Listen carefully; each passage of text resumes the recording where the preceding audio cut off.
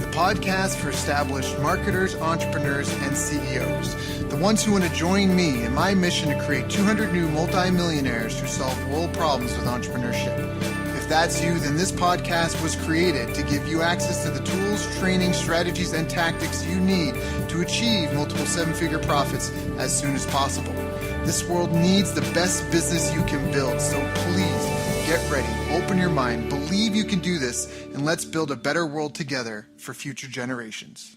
Hello, everyone. Thank you for joining us. My name is Daryl Urbanski, your host as always, and today we are joined by David Barnett. And David has been working to help the owners of small and medium-sized businesses for almost 20 years. As a former business broker and financing broker, Barnett has helped people buy, sell, plan, manage, and finance their businesses. He has also authored 6 small business books, 3 of which have become Amazon bestsellers. How to Sell My Own Business is the latest one, with the other 2 being Invest Local and Franchise Warnings, if you want to go check them out on Amazon. I've asked him to join us here today to talk about buying, building, and selling businesses so we can all enjoy the fruits of our labor. So David, thank you so much for joining us today. It's an honor and pleasure to have you there. We actually already been chatting a little bit, and I got to hit record because this is good stuff. So how you doing, man? I'm doing well, Daryl. Thanks for having me on. Yeah, it's an honor and a pleasure. And again, I value your time and coming to share with my audience and my listeners. I know you have your own clients and kids to be with, so I appreciate your time here. So we just mentioned, obviously you got some books. You obviously know some stuff. I'm excited to learn myself. But how did you get into this? Where did it all start? Do you come from an entrepreneurial family? How did you get into being involved in businesses? Well, great question. Let me tell you about my background because the answer to your first question is no. My mom was fortunately for me, my mom was a stay-at-home mom, so I had a really great home life growing up. And my father was an engineer who worked for the government, a civil servant. So there wasn't much entrepreneurialism there. But ever since I was a small child, it always seemed like I was looking for a way to hustle or sell something or do something or provide some kind of service. And even back, I think 10, 11 years old, I got my first, I couldn't get a paper route because the newspaper people told me I was too young, but I found a flyer delivery company that would hire me, and I started delivering flyers and saved my change basically until I was about 14 years old. I bought I'm in Canada, Daryl, just like where you hail from. And so when I was 14 years old, I bought a used snowblower and started cleaning people's driveways in the wintertime. And so it's always been there. It's always been there within me. Even when I was in university, this is kind of funny. I went to university and studied business because I knew that I wanted to be a businessman. It took until about the third year of business school to realize they were trying to turn me into a Fortune 500 bureaucrat.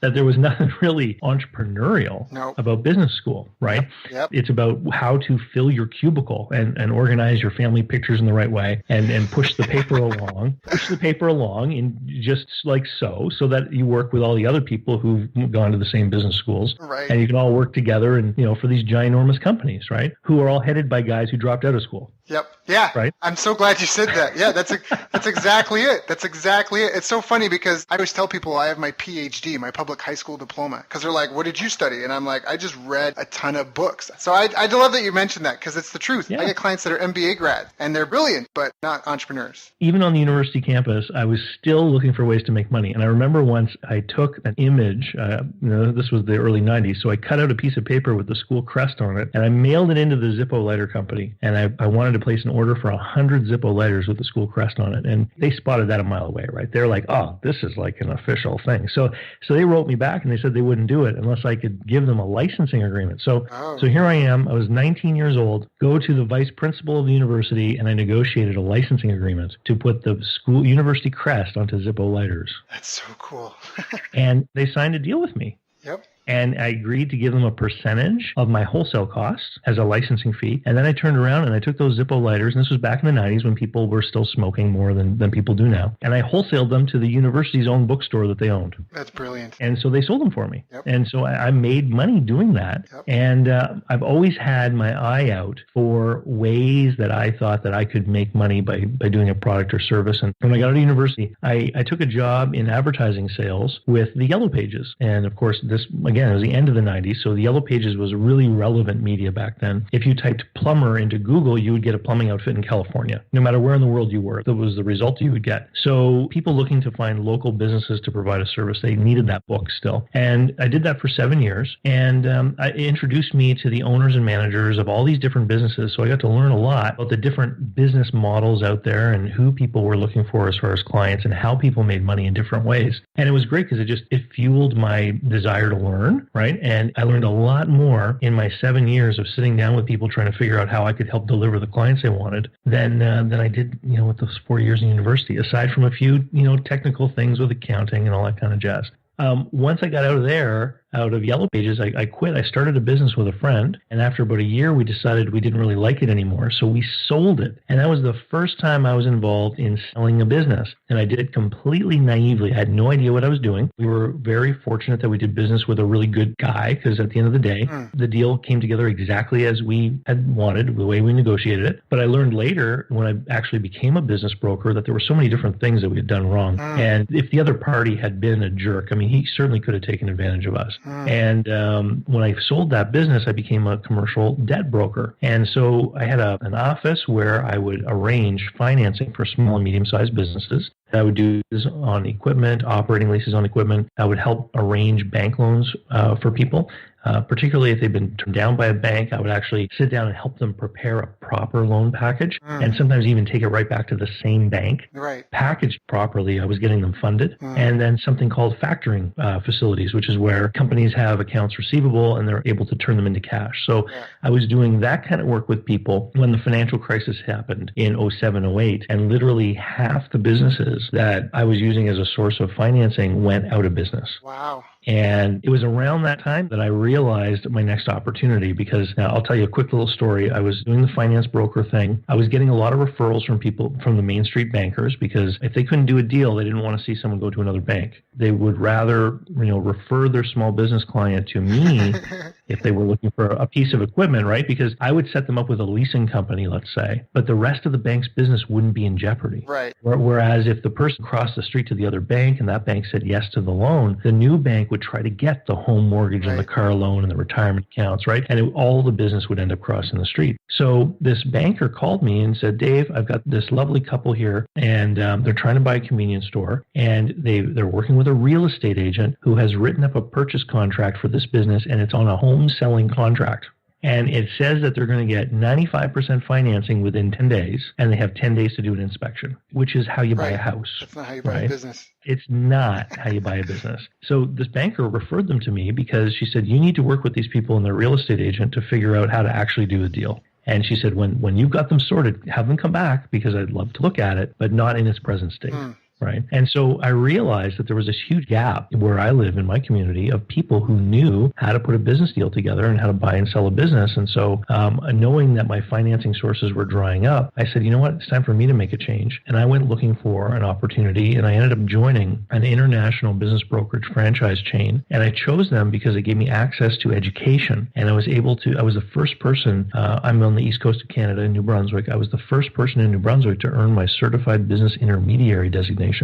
Which is like a professional designation, much like people in the insurance or mutual fund industry would earn. I had to make 3 different trips, each a week long, to do coursework. And then finally I wrote a big test, and it allowed me to start serving people here as a business broker. I did that for 3 years. Over the 3-year period, I sold over 35 companies. It was 36, I believe, by the time I was done. And by all accounts, I was one of the most successful business brokers ever to operate here in my hometown. But those headlines don't tell the whole story, because in those 36 months, while I sold a lot of companies, I also went through several droughts of 9-10 months each, where there were no sales closing, there was no money coming in, but I had to pay my assistant, I had to pay my office rent, I had to pay my household expenses. And so it was this crazy nightmarish roller coaster cash flow of working like crazy. One of my first clients that signed up with me was a franchised fried chicken restaurant. And one of the last businesses I sold was that very same franchise fast food chicken restaurant. And so I had that file on my desk for 3 years before I earned any money off that client. Wow. And so I was disillusioned by that point, because I had imagined a lot of people get into business brokerage because they know the commission checks can be quite large.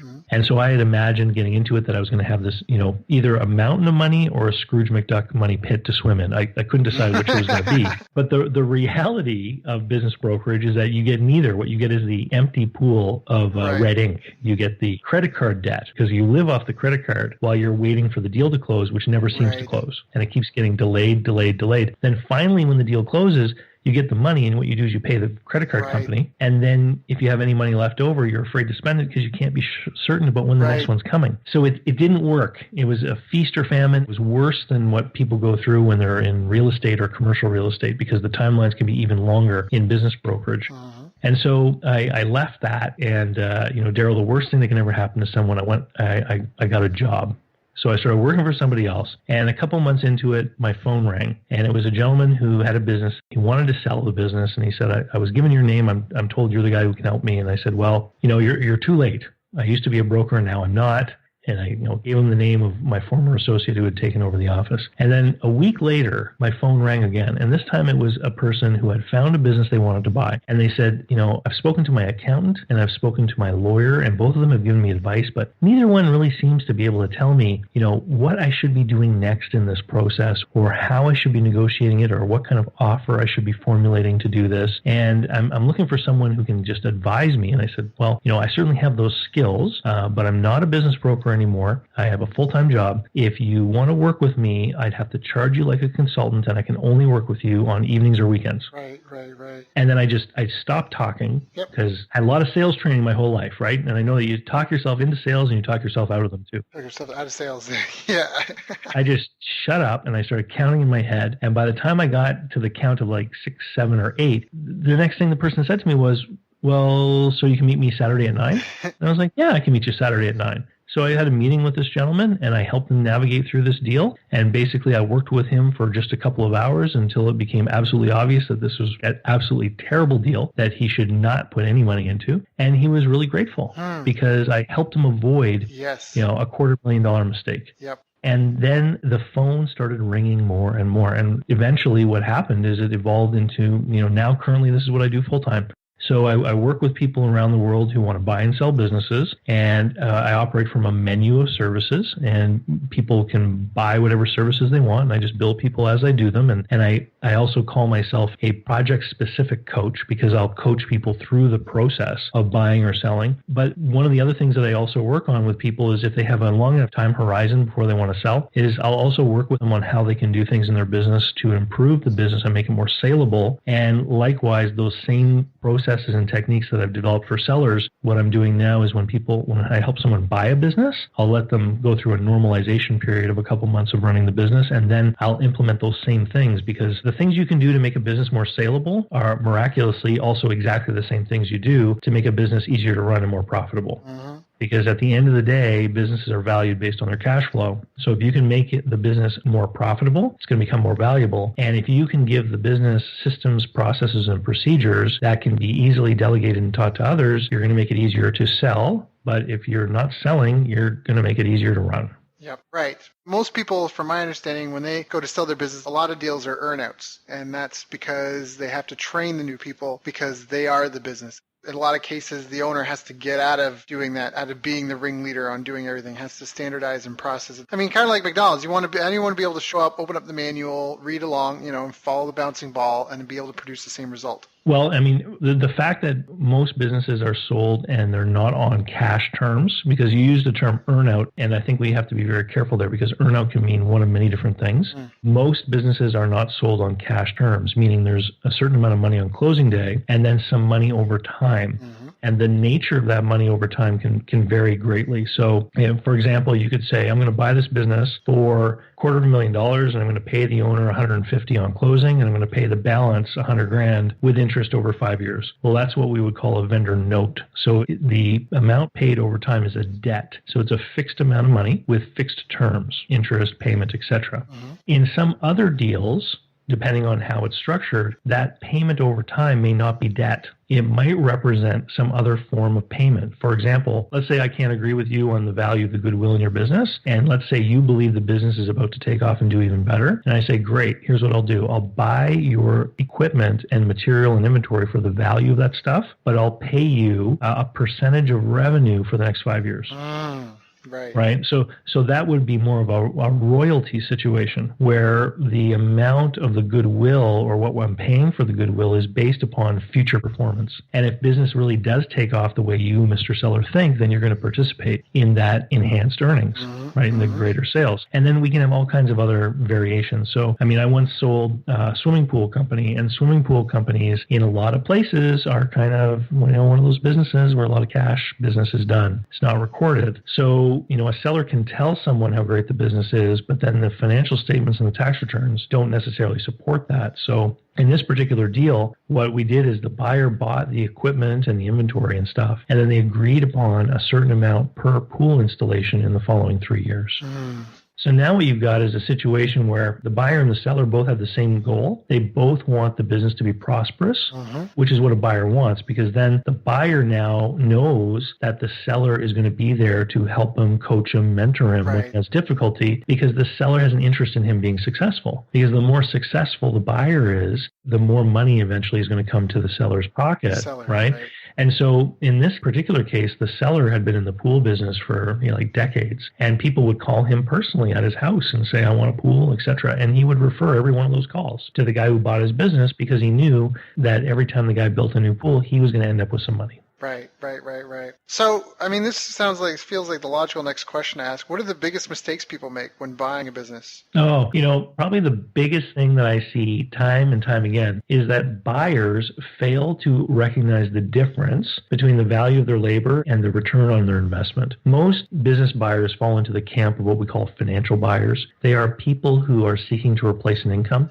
So they either don't have an income or they're in a job they don't like. They want to pursue a career in self-employment, so they go looking for a business to buy. And they typically look at a cash flow figure that we call SDE, or seller's discretionary earnings. And this is the total amount of money available to an owner-operator. And they'll say, hey, I would love to have this income and I would love to do this work. Right. So they're buying a job and they're making an investment. And so what they fail to do, though, a lot of the times is they fail to see that when they're doing the work in the future, that labor has value. So they need to take that into account. And then any earnings in excess of that would be the profits on the investment, right? So I tell people, out of that seller's discretionary earnings, you have to be able to, number one, take home a fair market wage for what you're doing that will support your family. Number two, you have to be able to service debt. So if you borrow money from a bank or something to buy the business, you got to make your payments. And then number three, this is the one they always forget, you need to make an adequate cash return on the cash you put into the deal. So if you buy the business and you write a check for 50 grand and then borrow from the bank and borrow from the seller, you need to earn a rate of return on the 50 grand. Or else why would you even be bringing it out of the bank? Right? So people do this all the time. And if you don't adequately consider the requirements on those three different things, what ends up happening is you undervalue your labor and you end up overvaluing the business. And then by the time you realize it's because you've spent 2 years working 60 hours a week and realizing you would have had more money if you had a job somewhere. Right. And all the money is going to service these debts you took on to pay too high a price for the business. Right. So how many deals go through? I don't know how the right way to phrase this question, but knowing that, my question then is, I guess there's not that many good deals out there then. You have to do a lot of it's almost like stocks. Like you can buy a ton, but they're all kind of mediocre. If you really want good deals, you really got to kind of keep your nose to the grindstone to find them. Is that accurate? If you want to get a good deal, you have to have a plan. And that's what I teach. So, when buyers come to me, I've got this full day workshop that I do. It's 9 hours, and I've converted it into an online course so people can do it on their own time at home. I teach people the process of buying a business, and then the next part of that is a self-coaching program that has 12 steps where I show people the actual process of going out and preparing themselves and finding the businesses. Because here's the reality, is you hear about stock market, businesses on the stock market are valued at 6 to 12, maybe 15 times future earnings, right? Small businesses are valued nowhere near that level, very low multiples, okay? So when most sellers find out what their business is worth, they go, oh my goodness, why would I sell for that amount? All I need to do is stick around for a couple of years, I'll get the same money, right? So people don't sell businesses to quote unquote cash out. That's not why they sell them. People sell businesses when they need to. So divorce, death, relocation, retirement, those are the reasons people sell businesses, because if it's a good, profitable business, people won't sell them. They'll keep them because they need what it gives them, which is the cash flow, right? They need the revenue. So what I teach people to do is how to analyze themselves and their resources and how to match that with potential industries and businesses, and then go out and create relationships with people before they reach the point where they need to sell. And that way, when they're ready to sell and they're motivated to sell, you already have that relationship created and you can make a deal to buy a good business. Because if it gets to a business broker, let's say, like when I was a business broker, what I would tell my business owners is, hey, I already know 1,300 people in the region that want to buy a business. If you list your business with me, I'll find a bunch of them that want to buy it and I'll make them bid against each other. And that's how I earn my fee. Right. And so buyers that want to buy smart don't want to get into that scenario. Right. Yeah, that makes perfect sense. Right? That makes perfect sense. Because it's funny, because I feel like I've kind of been doing that. My parents have been bowling forever. I never got into it. I was the adopted kid, but their biological son, my younger brother, he's been bowling. The whole family, even like my aunts and cousins, they're all 10-pin bowlers. And my parents have been bowling this town forever. And the owners, like, you never see the owner ever. And this business is a great little business that plugs along, and I'm kind of just been vetting for that. And now I've heard that the owner's like sick or something, and it sounds like his kids are just waiting for him to pass away so they can sell the business. But it is a great little business, that little thing. And it's so neglected. My mom almost built that business for him too when we first started. So I'm going on a tangent here, but whatever. When we were kids, my little brother was born. When he was 2, there was no kids bowling league. Yeah. So my parents started the kids bowling league. My mom ran it for almost 20 years, purely volunteer basis. When we started, they had one lane on like 25 lane bowling alley. And now today, there's 2 shifts of kids that go and bowl there every Saturday. Wow. And my parents started that for my little brother and basically grew the whole thing. And so I'm like, that'd just be the perfect little retirement business for my parents, I feel like. So anyways, hearing you say that, I'm like, okay, that's what I'm doing. Because I've already been playing around and asking about it and thinking. And anyways, but that's it. Get to know the people first beforehand, because it's going to be some sort of major life event is when people need to sell. Then they become urgent motivated sellers. Yeah. And then obviously, like you said, it's up to the broker to kind of, auction it off to their audience, the people that are wanting to buy. So the good deals go fast. Yeah. And the majority of businesses are sold privately because when business owners realize they're at the point where they need to sell, people don't want to pay someone a commission. A lot of homeowners, if they had a choice, would probably not hire a real estate agent. If they thought they could get the right price by dealing with someone they knew, they do, right? And we see that a lot of the times. So when a lot of business owners get to the point where they need to sell, they start talking to people. And businesses are always sold in private, because if it becomes public that a business is for sale, the business can be damaged. And so you always hear about the stories after. Businesses are sold like at the Kiwanis Club and the Rotary Club and all these places where these business owners gather. And then when it's time for one of them to sell, they start asking their lifelong friends, hey, do you want to buy this business, or do you know someone who's interested? So you either have to get ahead of that event by having a relationship with them directly, or, you need to be in that circle. Right? And this is why in a lot of communities, what you find is that you find several of these big wheel players that end up owning a lot of different businesses. It's because of these networks that they built over time. They get offered the businesses that other people aren't being offered. Got it. Good to know. Really good to know. So for yourself in your own career, what were some of the biggest challenges that you had to face? I know you talked about being the business broker and, basically there wasn't enough volume of deals. In the lead the sale time, it was just too long of a sales process. But in general, like personally or even just with skill sets, what were some of the biggest challenges you felt like you had to overcome in your business career? Well, the problems with business brokerage were actually not volume or lead time. Oh. The problem was control, okay? So in the last year that I was in it, I had 6 different deals that were set to close, and they were going to bring in $250,000 that fall in commissions. And one deal fell apart because a bank rescinded a financing letter they had issued to the buyer. Another deal fell apart because it was a regulated industry and the government department wouldn't issue a license to the buyer. And a third deal fell apart because it was a franchise business, and the buyer and the franchisor had a meeting, and they were just total jerks to the guy, and he left the meeting saying, I love this business, but I will never get into a contractual relationship with those guys. And so 3 of my 6 deals fell apart and had nothing to do with the buyer, the seller, or me. Really. Right. We had made the deals. Everyone wanted to do the deals. It was these outside parties that upset the deals. So that was the final straw for me, as I said, if I'm going to go and sell widgets to someone, I can demonstrate the widget and they can make a decision if they want to buy.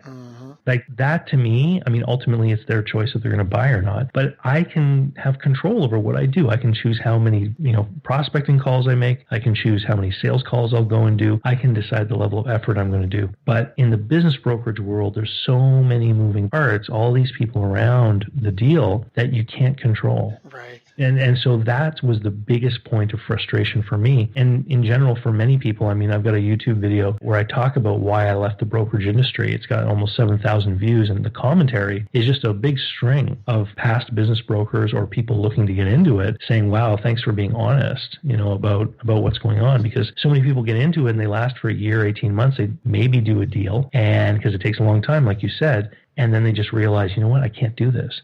It's why so many people in that industry are like retired people, right? Because they've got that pension check coming in. They're not worried about how they're going to pay, their monthly expenses. They're trying to do extra. So if someone's listening to this and they're just starting out, or they're in a business and they're struggling, what would you recommend for them? You have to be honest with yourself. One of the biggest problems that I always see whenever I examine a set of financial statements for a business is I see people not being honest. So, I always say that if you operate a business and if you take out the amount of money that you would earn if you worked for somebody else, it's not really a business, it's a job.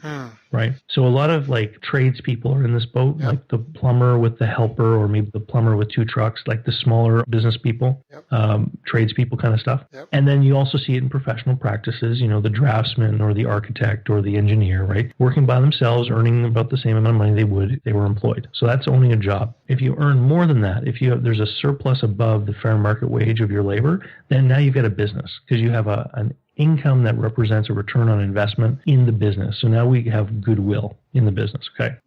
But many people are below that mark. So they work, and let's say that they would normally earn $80,000 if they were a middle manager somewhere, but they're working in a business and they're taking out 30. Right. Okay? That's not a job. That's what we call a hobby. Right.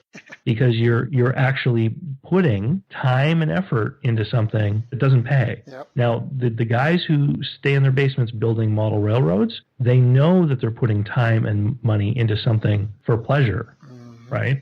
They know they're involved in a hobby. But the business owner who works their butt off and takes out this meager amount of money, they're subsidizing the business with their own labor. And so when I get their financial statements and I do a normalization, what I'll do is I'll adjust for the fair market value of their labor. And I did one recently where these 2 guys worked their butts off, and they've been trying to make a go of this business for 13 years, and they've managed somehow to feed their families. But they're both taking about half of what they would earn if they were working for somebody else. And when I do the normalization, I say, look, there's no cash flow here.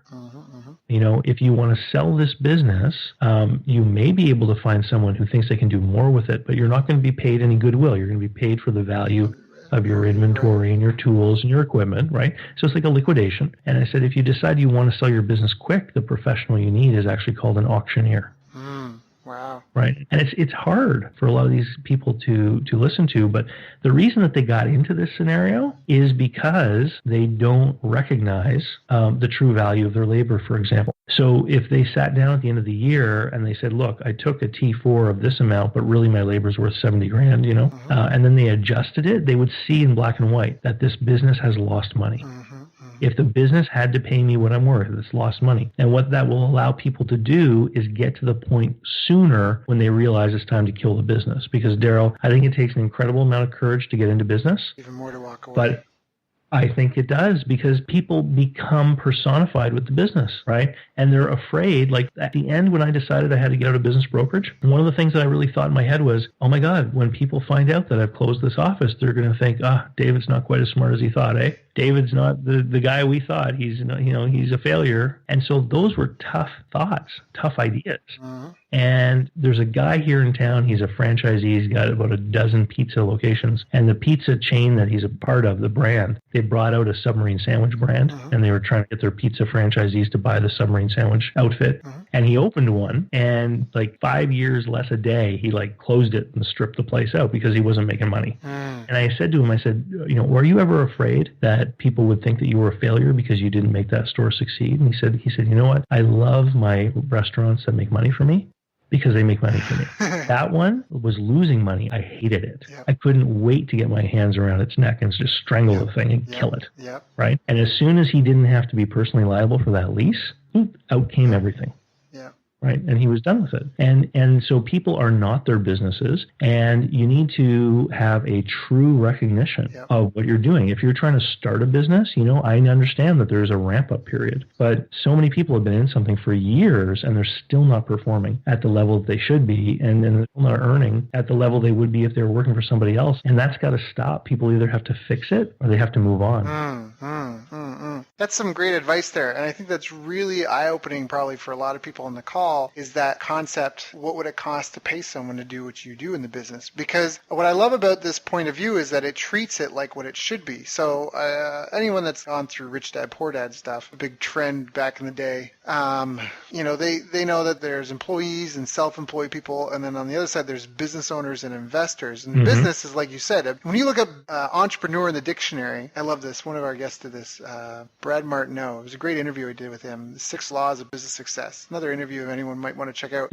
But he talked about, and I use this all the time, when you look up entrepreneur in the dictionary, it's like a person who organizes a business or businesses. It doesn't say the person who answers the phone, mops the floor, cleans the toilet, makes a sale, does the accounting. That's not it at all. And so I love what you say, like if you can't get a team of people together to perform the function of that business and keep things running and flowing, then you have to acknowledge at some point that it's just a job. And like anything, because I feel like a lot of people abdicate, or they just hand out other people, like the doctor, control over their health. And I think people do that too, even with terms of their finances and their time and energy. So what I love about this point of view is it's really trying to take control of your own life and your own business and be like, look, is this legit? Should I just be working for someone else, right? And maybe there's trade-offs. Maybe they enjoy the lifestyle, or maybe they enjoy, but then at least be real with yourself about the scenario that you're in. So well, it's important about lifestyle, because in my Business Buyer Advantage program, when I'm talking about valuing businesses and making offers, I actually challenge people to quantify qualitative things. So I'll say to people, if you're in the middle of the big city right now with the commuting and the, poor air quality and the crime and all that kind of stuff, and you really want to be living out in the country, what is that worth to you? Because if you say, that's worth $25,000 to me, great. Now you can use it to actually move the stick in what you're looking for in a business, right? And so if you're faced with an opportunity where, all of a sudden you're like, hey, this is an opportunity. I love the lifestyle. It's out in the country, but it's going to cost me $50,000 a year versus, the 25 I was comfortable with. Then you can say, do I want to wait for the next thing, or do I want to move forward with this? There's a concept in negotiating called BATNA, which is the best alternative to a negotiated agreement. And I talk with people about that in some of my programs, and it highlights why some people are willing to pay more for businesses than other people. So let's say you're living in the United States and you grew up there and you went to college, and you have pretty good employment prospects. Like if there's a job available, you're going to be able to get one, right? And you compare that person with someone who's newly arrived from a new country, right, who doesn't speak the language nearly as well, but they come with resources. So they're coming from, Korea or Japan or someplace like this, and they have some money in the bank, but they don't have a job, and their employment prospects are more limited because of the language barrier, and maybe their professional credentials aren't recognized in the U.S., right? So that person, their alternative, the best alternative to not doing a deal, is to get like a menial level of employment, right, working in a grocery store or something. Your best alternative to not buying the business is being gainfully employed at a good wage, right? So that person whose alternative is really bad, they're going to be willing to pay much more for the business, right? Because they're constantly comparing what they're going to get by owning the business versus what their options are if they don't. Right. And so this is why certain industries in many communities end up, changing hands into the hands of newcomers, because there are businesses that are maybe easier to run with less of a language skill. So, gas stations, convenience stores, laundromats, that kind of thing.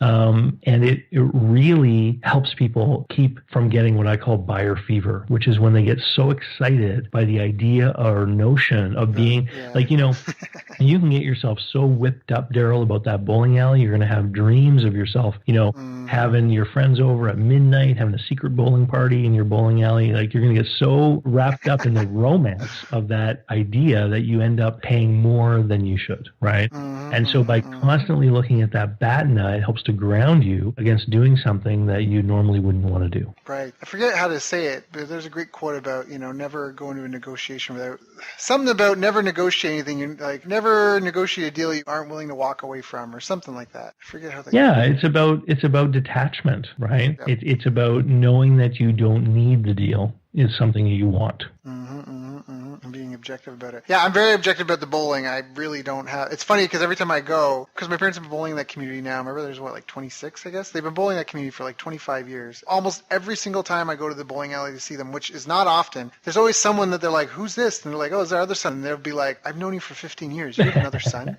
It happens all the time. But yeah, no, I get what you mean because I had that experience. That's when I mentioned it. People on the show probably know I had a martial arts school, and that's how I even got into it. Was I was dealing with the owner and his wife about buying it, and we basically had hashed out a deal, at least I thought, and I got a letter from the Business Development Bank of Canada that my loan had been approved. And I remember driving down there, I was on fire. I felt like I was like light was beaming from my, I don't know, chakras or what, but I felt like I had light beaming through me, and that I was like shedding skin like a snake, because for me I was stepping in from having to get handouts from people and be an employee to being captain of my own ship type thing. And I was so elated. And then when I got there, they weren't as excited as I was, and I found out that someone had come in and beat my offer on price and terms. And there was some social drama in that because it was a tight-knit community. But so I know exactly what you mean by being romanced to it, because I was distraught after that happened. I just was like, but I spent 3 months working on that deal, and all this stuff had happened, and exactly like you said. And so it really does help to have other alternatives. We all have daydreams or ideas about where we're heading, right? It's one of the principal tenets of creating goals, right? And setting a future vision of where you want to go. And when all of your time starts to be focused around this path, which includes you being in this business, to the exclusion of other paths. So other pathways through life are starting to fall by the wayside, right? So you become fully committed to everything I can see for my future involves me being the owner of this thing. And then someone says, "Oh yeah, but I need $5,000 more." Yep. Or I need $10,000 more. Yep. You're like, "What? Well, no, I'm committed. I don't see any other options in my life except this one." Then that's when you end up paying the extra money that you never really should have. Yep. That's a valuable lesson. It's a really and that's transferable to so many other scenarios. A car. I bought a car. I bought a Lemon as a car. My first car I bought was a T-Bird, and the guy was like, the carburetor was cracked or something. He was like, "It's okay, but for the same price you get something better." But I was already married to it. I'm like, "I'm getting it," and I got it. And I remember I was having issues. And I brought it in, and he was like, "Dude, I told you. Like, why are you surprised?" Like, so that's such a transferable lesson. Yeah, always know your alternatives. Always have Plan B, Plan C. And know what you'll do in case it doesn't. Hope for the best, plan for the worst, I think is a great little axiom for that. So what was some of the best advice you've ever gotten? The best advice that I've ever received easily is that the terms are more important than the price. In my own business life and in the deals I've worked on with other people, like I had this one scenario where I told the guy his business was worth $400,000, and he told me he wanted to ask $500,000, and we found a buyer eventually who did his own work and said he wouldn't pay a penny over $400,000, and they ended up doing a deal at $430,000. And the reason that the buyer ended up being agreeable to it was that the seller was willing to finance a huge amount of the purchase. I think it was almost 3/4 of the purchase over 10 years at 2% interest. Right. And so the buyer couldn't get that kind of finance terms from anyone except this guy. And because he was willing to do it, the seller ultimately got more money. Yep. Well, because the guy becomes more confident in the business he's buying as well. Well, yeah. And, the reasons why the seller did it were he wanted more money. But, in his particular case, he was in his late 80s and hadn't saved anything up for his retirement. So he literally wanted to create a retirement annuity out of this business he was selling and wanted to make sure that he would basically, the note would likely outlive him. So it was, at the end of the day, it was win-win for both people, but the terms of the deal made it worthwhile for the buyer to pay more than he wanted to. That's right. Yeah, that's good. That is good advice. That's really good advice. I was just thinking about that because I think that there's instances where I've realized that, but I could never articulate it so well. But that's exactly it. I mean, even if the guy had agreed to pay $500,000 with the right terms, it would have been a no-brainer, right? Well, yeah. I mean, especially when you're talking about an interest rate that's below the real rate of inflation, right? So what habits do you feel like your most successful business owners that you've seen and the clients that you work with, what are the habits or rituals and behaviors that you feel that the people who do the best have? It's discipline to stick with a commitment. So, I'll give you an idea in my own business. 3 years ago, I started to record and release a video every week on YouTube. Right. And I adapt that video into a little article, which I can post on places like LinkedIn and stuff like this. So the commitment to doing something regularly has built my business into what it is today. And so now in my business today, I earn more than I did when I was an employee. And every week I have potential new clients that contact me that want to talk about doing business. And it's because I now have over 200 sort of hooks in the sea with 200 different videos and all the posts and articles and blog posts, etc.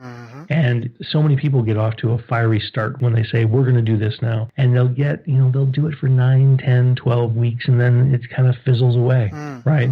You have a podcast. How long have you been going?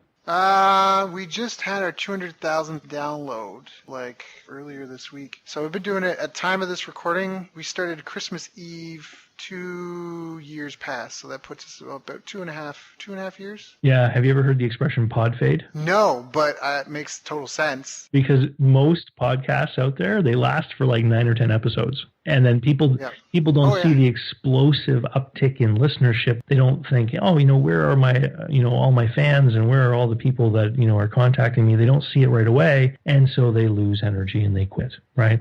And so having the discipline to maintain the consistent behavior and commit yourself to a certain plan of action when you can see examples of it where it's working around you for other people, to me, that's the biggest habit for success, is just consistent application of a formula that is going to work for you. That formula part is really important. We call that buddy of mine, Dan Fagella, who we'll have on the show again. He was on the show before. We call it the black Lamborghini test, where you take a look when you want to go into a market or an industry. You take a look at all your competitors, and you take anyone off the table that can't realistically walk onto a car lot and sign up for a Lamborghini and be able to afford the payments. And that gets rid of 90% of the people. And then you take a look at who's left, and then from those people you try and find the common denominators. Like, what is it that's making these people be able to perform at such a high level compared to everyone else in their industry? That's a great thought experiment, about the car. I like that. Yeah.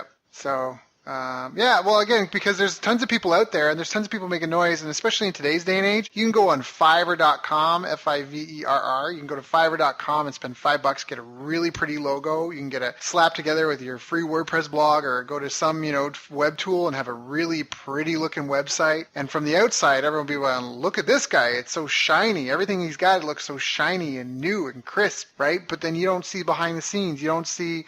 It's funny because I'm drawing an analogy to martial arts, but I remember you could really quickly pick up if someone's been training a while or someone's new, because the young guys or the new guys, not necessarily young, but the new people, I'm saying guys because it's mostly men, but women do participate as well. They always expand. They always like, how long have you been training? Oh, I've been training for years, man. Like, oh, really? And then you talk to the guy that's been around 5, 6, how long have you been training? Oh, I've been training for a little while. I've done some things. Like, it's total opposites. It's like the guys that have no experience are trying to puff themselves up and seem bigger, and the guys that are bigger want to, they want to be acknowledged for their hard work, and they don't want to be brushed off like, oh, of course you're good because you've been training for 8 years, right? So you see the same thing, and same thing in business. It's really tough. Now, this is a great question. Where can people go to get that sort of data? Is there any sort of directory? If you want to do research on an industry, how do you find out how do you get estimates for sales and stuff? I've got some, but I would love to know your answer. Yeah. So because I'm in this business, I've got access to paid databases where I can look up past sale transactions, and I can get all kinds of industry benchmarking data and stuff like that. There are companies out there that sell reports. If you did a search, like let's say bowling alleys, you said bowling alley industry benchmarking data, you would ultimately find either some articles from people in that industry, maybe a trade publication where they've written something that you might be able to glean some numbers out of, or you would find some of these companies that actually create and sell reports about industries. And they can range anywhere from a couple $100 to a couple $1,000. And the way that I always say it to people is, you're either a guy like like me and you subscribe to these databases to have access to them all the time. Or, if you're thinking about spending $500,000, $750,000 on a business, you don't want to shy away from informing yourself as well as you can, even if it costs a few hundred or a few $1,000s. I think at the end of the day, one of the reasons why people ultimately end up hiring me and working with me is because I sort of represent insurance, right? A protection from making a bad deal, which is really what everyone's afraid of from both sides, because the sellers face considerable risks in selling a business too. If it's not priced right, and if they don't know what kind of deal to expect,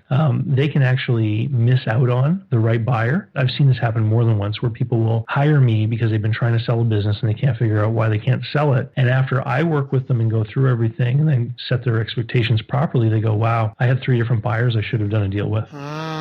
And they didn't know that the deals that were being offered to them were actually good deals. So the sellers risk missing out on an opportunity to sell, and they also risk having to invest too much time, because once the decision is made to sell a business, you need to sell it as quickly as you can, because if word ever did get out that it was for sale, the business can be damaged. And because people only really sell businesses when they need to, one of the things that often happens is that the person has lost the passion and drive for the business. And an owner with no passion and drive will ultimately have an effect on sales and profit. Right? Sales will start to decline. The consistency of what's delivered to the customer will start to decline. And then ultimately profits decline. And then the value of the business also starts to decline. So once a decision's been made, you got to act fast.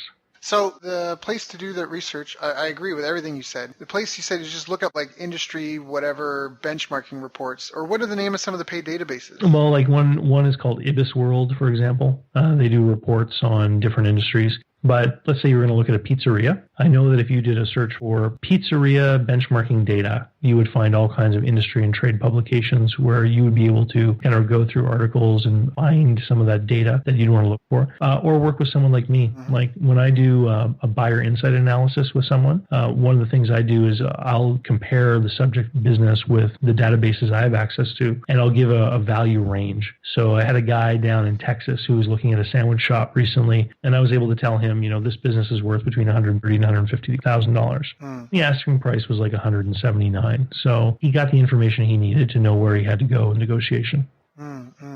So valuable. There's some great, this is definitely an interview people may want to listen to again, a second or third time, especially if you're in this right now, if you're either looking to buy or sell a business. I think we've covered some phenomenal stuff. Is there anything that I haven't asked you that I should have asked you? Well, not really. There's a ton of different topics that we could get into. My experience with franchises, for example, led me to write my 2015 bestseller, Franchise Warnings. It's one of the few books out there that actually take people step by step through some of the big claims the franchise industry makes and shows you why those claims may not be all that they appear to be. And then, if people are interested in learning how I can help them sell a business, they just need to go to howtosellmyownbusiness.com. And if somebody wants to buy a business, my website is businessbuyeradvantage.com. And of course, my blog site, davidcbarnett.com, there's like 300 posts, there's hundreds of videos, there's all kinds of articles, links to other interviews I've done, and just a ton of information for someone who wants to learn about this topic. That's awesome. And Barnett is Barnett for anyone that's interested in reaching out to David. David, you gave some great info.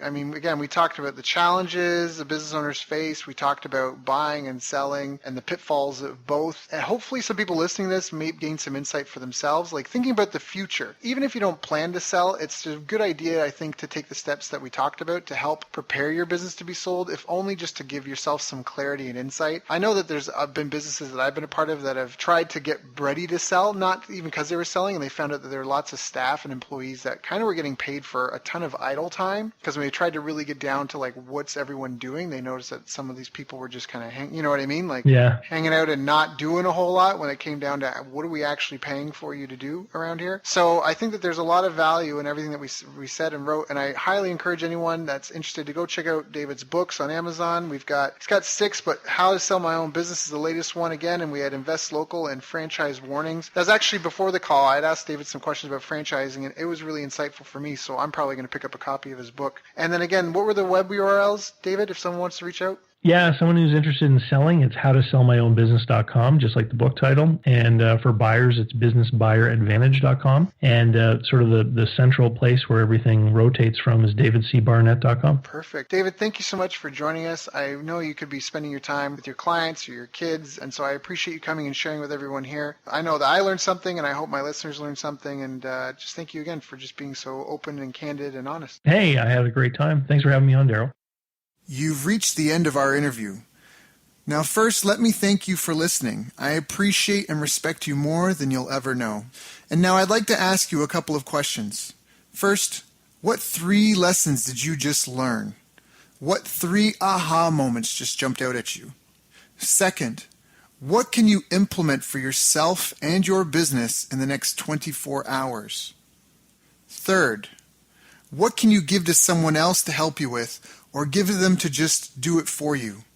Whatever it is, remember, taking action is the secret sauce to results.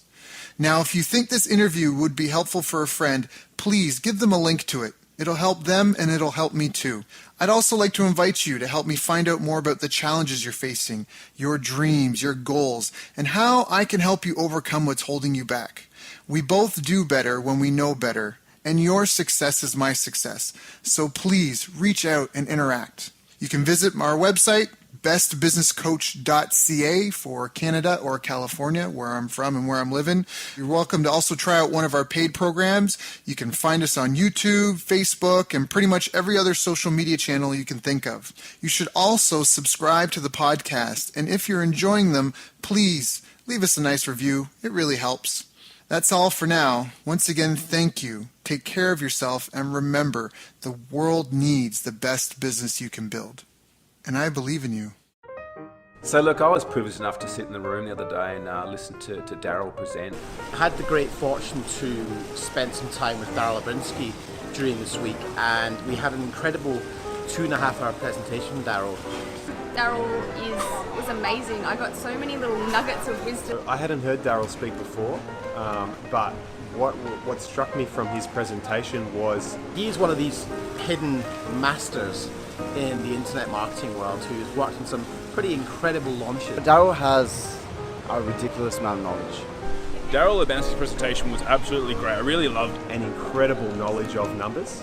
He is a very articulate, very knowledgeable, very advanced marketer. Well, he talked a lot about keyword tools and how to research your niche. So it really created a lot of predictability around moving forwards in our business with the marketing and sales aspect, which is so important to any business to really see it grow. Where he walks you through step by step how to judge in detailed form how much money you could potentially make from a market based on AdWords, keyword research, and putting together quite complex Excel spreadsheets. And what I took away from it is not only understanding your niche market, but also looking at and breaking down and going, am I working with the right niche? Is there enough demand there for me to be able to reach my goals? And doing that hard research. There's a lot of gurus out there that present you a lot of the why and the what, but they don't necessarily give you the how. And what I really found with Daryl's presentation, there's no holding back. There was no holding back the screens or the curtains. Like, everything was given to really assist us. His feasibility and due diligence is incredible, and he was able to show us in a really short space of time how to cut through the overwhelm. You're giving us the exact tools that we can use to test something before we even go to start testing it by spending money on it. One of the biggest nuggets that I got out of his presentation was that when people pay, they pay attention, and when people pay a lot, they pay a lot of attention. I just love that. I think that's a great way to look at how to price yourself. And he was a great speaker, lots of energy, and it was really great to spend time with him. Honestly, phenomenal presentation. I would love to catch up with him, next time I'm in this part of the world.